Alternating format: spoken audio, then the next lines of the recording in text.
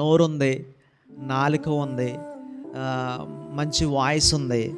దాని ద్వారా ఏం జరిగిపోద్దంటే నాయన కొన్ని బైబిల్ గ్రంథంలో చక్కగా కొంతమంది భక్తుల పేర్లు తీసేసుకుంటారనమాట.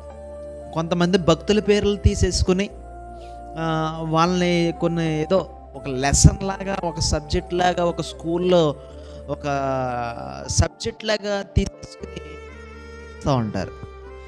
ఆ చదివేసి ఆ మాటలు చర్చిలోనే చూస్తూ ఉంటాం. చర్చిల్లో చూసినప్పుడు ఆయన ఎత్తిపట్టి ప్రార్థన చేసేస్తూ ఉంటారు. అబ్రహాము లాగా నాయన, దానియేలులాగా ప్రవ్వా, ఈ సేర్ అలా రాణి అయిపోయింది ప్రవ్వా, అన్న అలాగ అయిపోయింది ప్రవ్వా అని నోటితో పెదవులతో అడుగుతారు.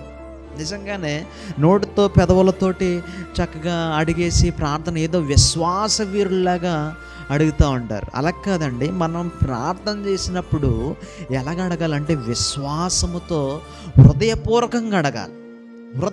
హృదయంలో నుంచి రావాలండి. హృదయము, ఈ కడుపు లోపల నుంచి ఆ బాధ తన్నుకుని బయటకు రావాలి. విశ్వాసముతో అడగాలి. విశ్వాసం లేకోకుండా నాలుక ఉంది కదా, నోరు ఉంది కదా అని చెప్పేసి అలాగ అడిగితే దేవుడు చేస్తాడా చెప్పండి?